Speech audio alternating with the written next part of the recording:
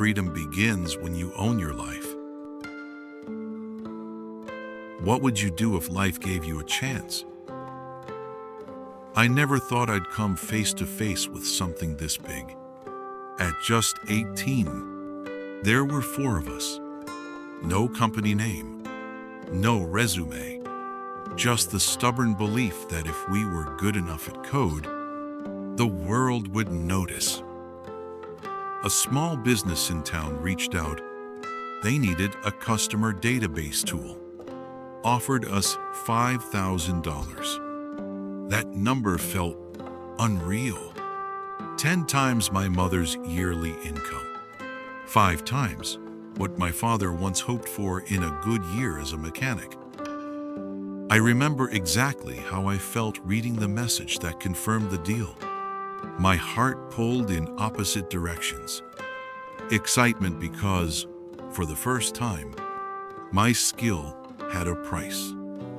And fear because I knew, if we failed, this wouldn't just be a technical error. It would be a loss. Loss of trust. Loss of a door that might never open again. Loss of the version of me I was trying to build. A version that could do something real. We worked non-stop, made schedules, split modules, squashed bugs, rewrote logic at 2 a.m. None of us slept more than 5 hours a night for 3 weeks. When the program ran well, we laughed like kids. When it didn't, we just got quiet and started over. Sometimes I asked myself, am I in over my head? Am I betting my life on one project? And then I'd answer, if not me, then who? If this is the first chance I have to live the way I believe, then no matter how it ends, I have to walk it to the end. A confused young man at the doorstep of freedom. I didn't expect freedom to come with so many contradictions. By day, I was still just a student, sitting in lectures while my mind wandered off to half-written code and unanswered logic problems. By night, I scarfed down cheap bread and dove into programming with the team. 4 of us in a cramped rental, sharing 2 desks. The room smelled of instant coffee and melting power supplies. The soundtrack of our nights, keyboard clicks and a wheezing fan. Each of us had a role. UI, backend, testing, and me? I had to tie it all together. It was overwhelming, but it was also the first time I felt like I was truly living. No one told me what to study. No one warned me to be realistic. There were no midterms hanging over my head. Just work. Work I chose, and work I'd take full responsibility for. That was terrifying, but also joyful. Some nights, I fell asleep on the keyboard, hundreds of unsolved bugs blinking on the screen. I'd wake up with burning eyes and aching wrists, but I never complained, because I knew I was living on my terms. I didn't know if this was freedom, but I knew it wasn't someone else's path. I was walking, even if I didn't know where it led. Freedom isn't always obvious. Sometimes it begins with a nap on your keyboard, or a message that says, "Hey, thanks, this tool really helped." And suddenly, all the exhaustion feels worth it. Earning a big paycheck for the first time. The night I received my first $5,000, I didn't celebrate, didn't scream, didn't tell anyone. I just stared at the number on the screen, as if it was asking me, "Now what will you do with this freedom?" I knew I couldn't keep living the same way. Half student, half freelancer, juggling expectations that no longer fit. I wanted to build something real, not just done, but lived. Luis, Mateo, and Jay felt the same.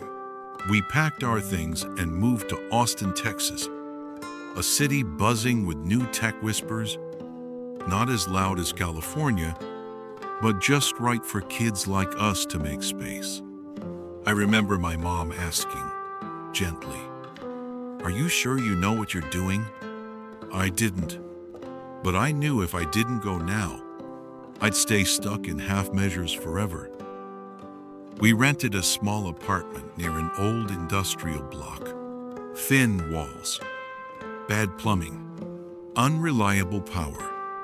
But inside me, I had never felt more alive.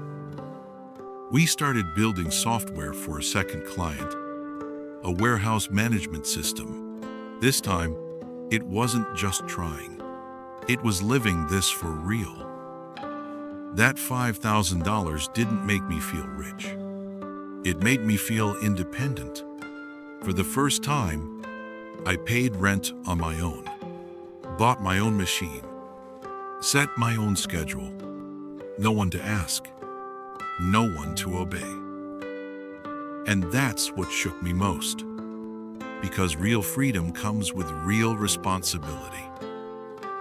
That first night in Austin, I sat alone, opened my laptop, typed the first line of our new project, and thought, no one's assigning tasks now. No one's telling me what to do. So, how do I really want to live? The real value of money is the independence it offers. I used to think money was for buying things. The more you had, the more you could own. But then I realized money doesn't really change your life because of what you can buy, but because of what you can choose. Choose your work hours. Say no to what doesn't align. Buy a bus ticket home without asking your mom for help. The first thing I bought was a used desk from a second-hand shop on Barton Springs Road in Austin. It was scratched. One leg wobbled. But when I placed it in the corner, set my laptop on it, and typed the first line of code, I cried. Not because I was emotional, but because, for the first time, I felt at home inside my own life. No one picked that desk for me. No one told me what I should buy. No approval, no criticism, just me and my own decision. And that felt more valuable than anything I'd ever owned. When we got our next project, just a few $100, I noticed I didn't ask, "How much is it?" Instead, I asked, "Will I learn something new? Is this worth my full attention?" I began to see money as energy, not for spending, but for creating value. And that independence, it made me think about the future in a whole new way.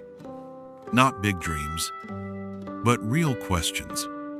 How can I live off what I believe and still keep my freedom? Does freedom mean loneliness? I thought once I had freedom, everything would feel lighter. But I didn't expect the loneliness that came with it.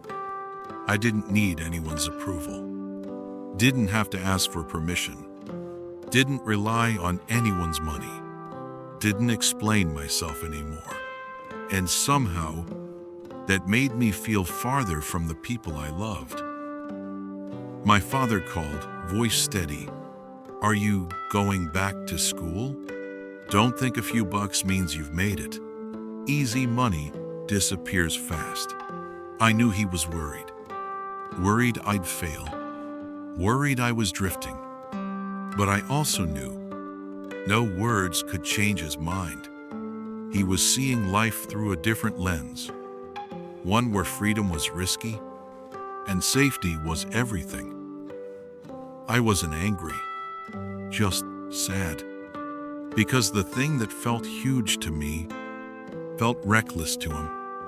I wanted to tell him about our first real clients, about what it felt like to stand on my own, but I didn't. I stayed quiet. I realized some things can't be shared, not because of words, but because of belief.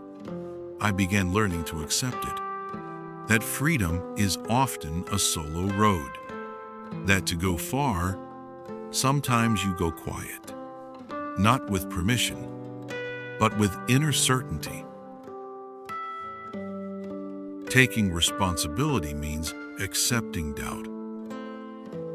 After that phone call with my father, I sat still for a long time. Not hurt, just quiet. A kind of deep stillness. I realized the moment I chose this path, I had also chosen to be doubted. And responsibility doesn't mean proving people wrong. It means moving forward, even when no one understands. I started working differently. No more bursts of emotion. No more hoping for others to cheer us on. When the code broke, I fixed it. Didn't blame anyone. Didn't say, we're still young. I rewrote each line like someone who knew there was no turning back. True freedom doesn't begin when you shout, I decide for myself. It begins when you quietly carry the weight of what you chose. You might be right. You might be wrong. No one knows. No one cares.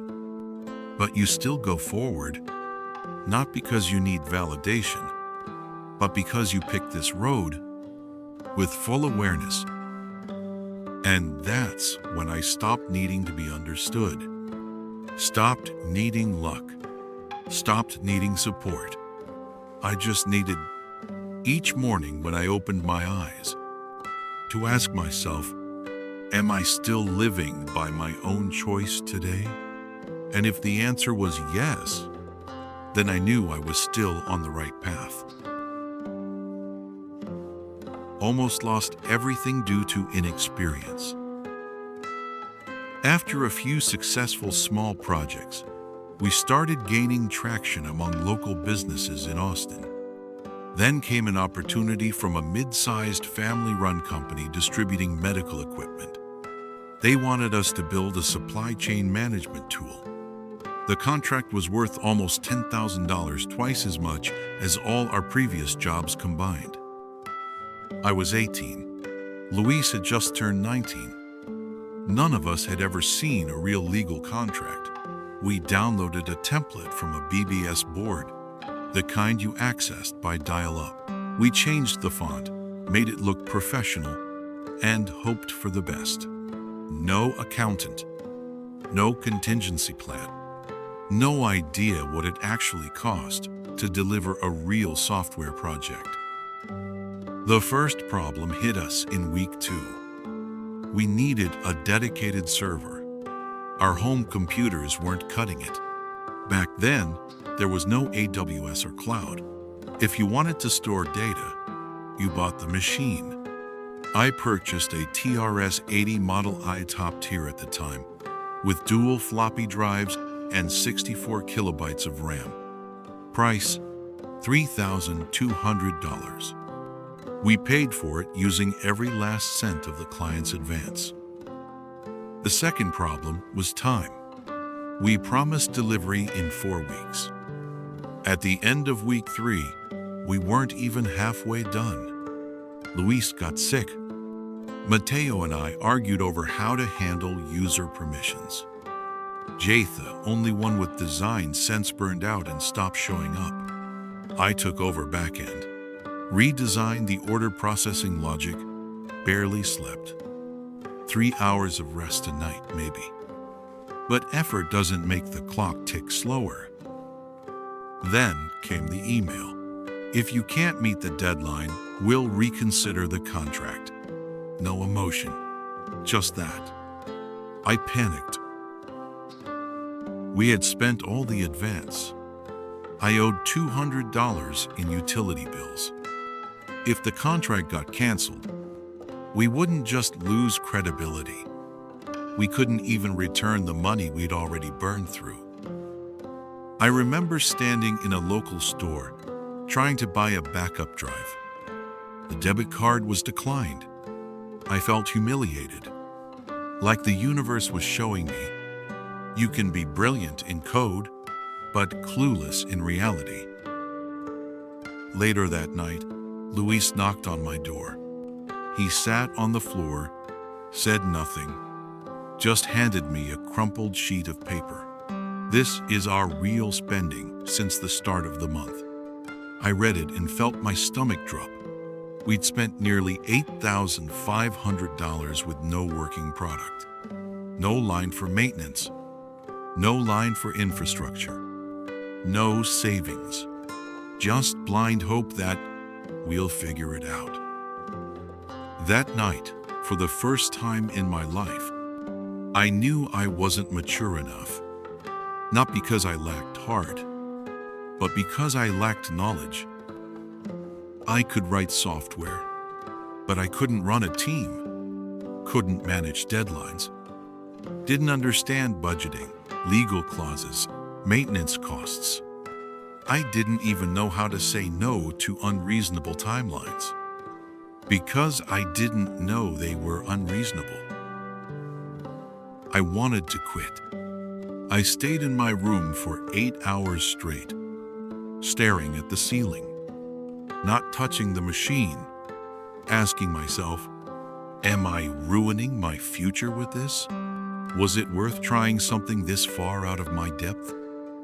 Then I remembered that first afternoon in Austin, the four of us sitting on a curb, eating cheap burgers, dreaming of building tools for small businesses, not to be rich, but to make their lives a little easier.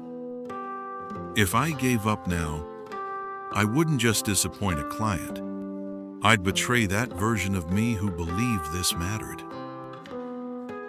I drafted an email asking for a deadline extension, offering transparency and a revised plan, printed it, hand-delivered it to their office the next morning. They read it in silence, then nodded. We'll give you 7 more days, but we need a working demo by then, or the contract is void. We didn't celebrate. We didn't argue. We got back to work. No more ego. No startup hype.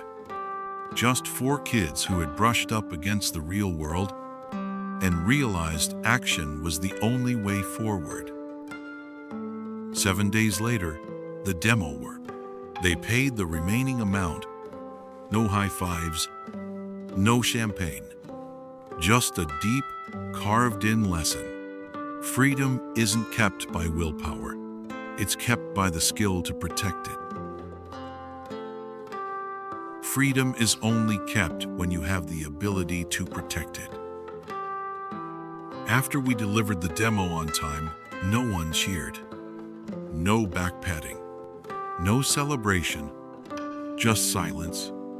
And a sharp, sobering truth. We had survived. But if we kept working the way we did, there would be no second chances. The next day, I didn't touch the code. I sat down and reviewed everything else. Not the program, but the way we operated. We had no budget, no time management, no unified overview of progress. Everything depended on pushing a little harder. And the moment one gear slipped, the whole machine collapsed. It hit me. We weren't a startup. We were just some kids who could code. And if we didn't change that, we would end up destroying the very dream we had just begun to build. I went to the Austin Public Library. They had archived issues of Byte, Popular Electronics, and Business Technology. I checked out every book I could find on project management, basic accounting, and how to run a small business. I had never studied anything outside of programming, so it was hard, really hard. I started writing down new words: ROI, overhead, burn rate. And for the first time, I understood why people who never wrote a single line of code were still essential to making a project work. That's when I began learning the mindset of structure. Instead of blaming the pressure, I mapped our cash flow. Instead of doing everything myself, I learned how to delegate clearly. I gathered the team. I said, we're no longer just friends who code. If we want to keep going, we need to start acting like a real team. Matteo raised an eyebrow. What do you mean exactly? I took a breath. I mean, we can't keep assuming things will fall into place. We need timelines. We need checkpoints. We need backups. We have to anticipate problems, not just respond to them. That was the first time the word budget tracker came out of my mouth. In a room full of teenage coders, we restructured. Luis handled clients and communication. Matteo focused on back-end engineering. Jay covered UI and visual flow.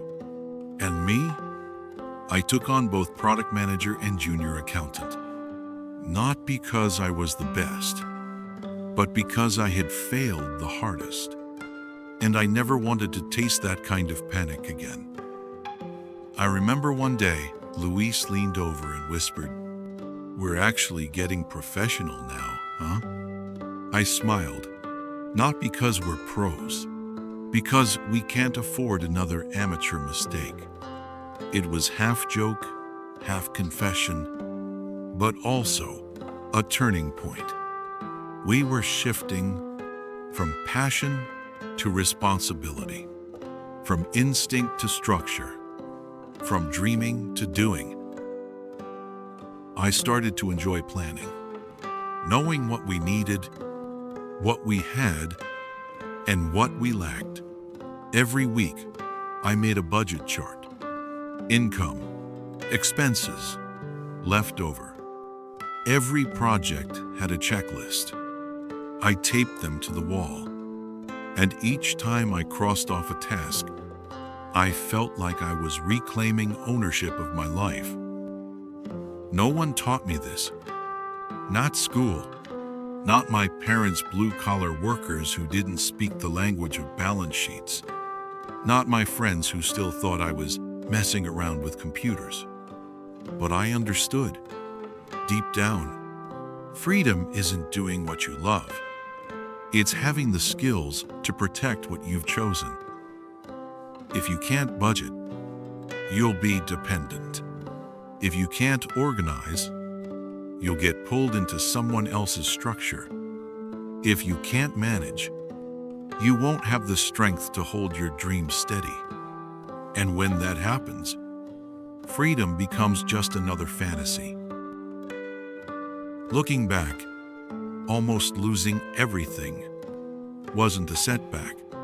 It was the only way I could grow up. Not as a coder, as a person.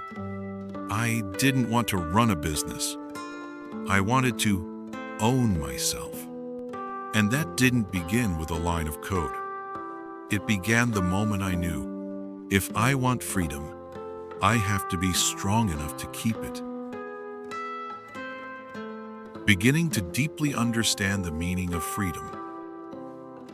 In the beginning, freedom was just about getting away. Away from my parents. Away from poverty. Away from small-town expectations. Away from factory work and predictable lives. But the farther I went, the more I realized getting away wasn't enough. You could escape and still feel empty. You could be free and still be lost. Freedom wasn't just escape. It had to become a way of being, a place where you knew exactly why you stayed. After our first series of projects, work started to stabilize. We had regular clients, no more chaos. Schedules made sense. Budgets were tracked. Weekly meetings weren't panic sessions anymore. They were about planning ahead. And right around then, I began to feel different. Not excited, not anxious, just deeply alive. Each morning I woke up, made coffee in that tiny Austin apartment, opened my notebook without a single notification. No one shouting deadlines. No one breathing down my neck. Every line of code, every project plan was mine to choose. And in that stillness, I realized there's a kind of freedom that's deeper than relief. It's the kind that whispers, you don't have to fight anymore. You've already found your way. I wasn't surviving. I was living a life that felt like my own. I went back and read my old notes.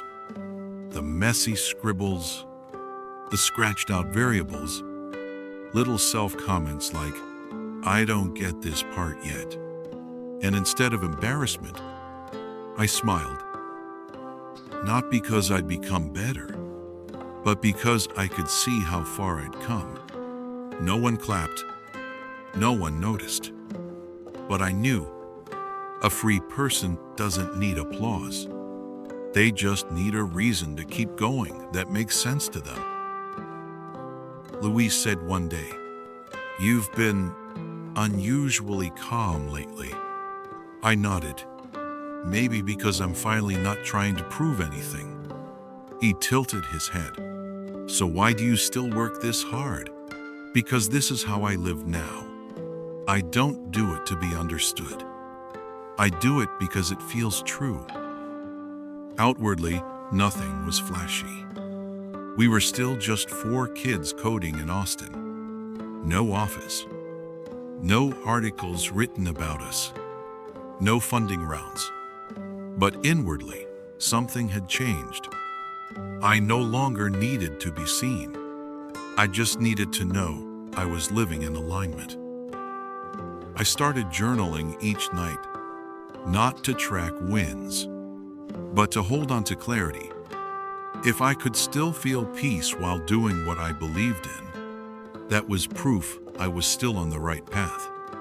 And if someday I lost that feeling, I'd read those entries again. To remember, freedom isn't a destination. It's a way of life, and it needs tending every single day.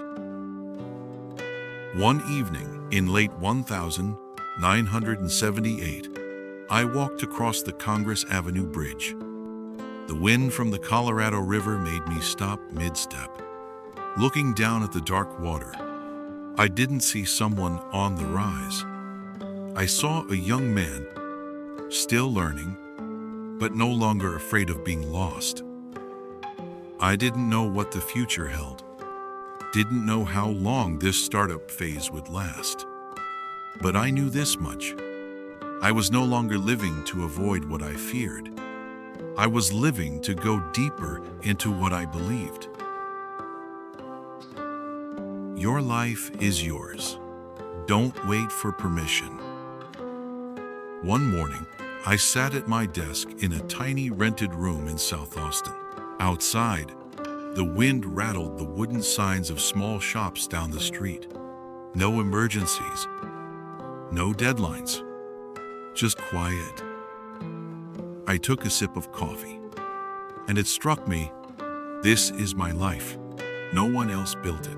No one else has the power to take it back.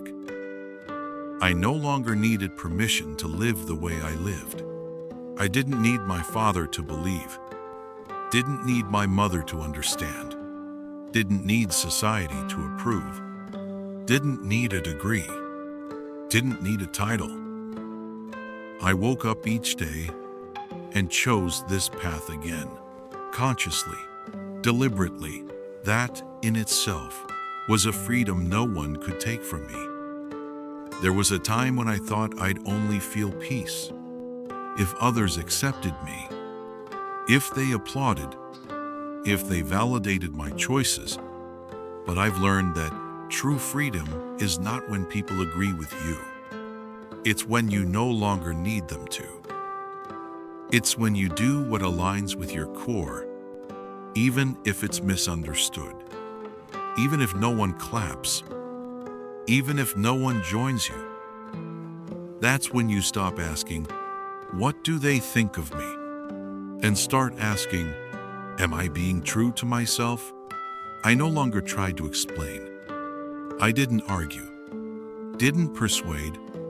I just kept moving, because I knew I wasn't living to be liked. I was living to be honest with what I believed. My mother once wrote to me, "Are you sure the path you chose will lead you somewhere worthwhile?"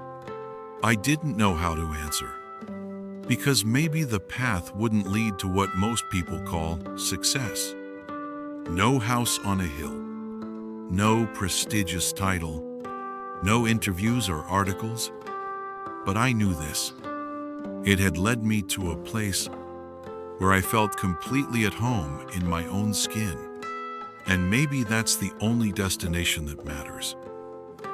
I didn't have much, but I had things no one could steal. Clarity, choice, presence, courage. Those things weren't handed to me. I earned them, bit by bit, through wrong turns and long nights, through silence, through doubt, through responsibility.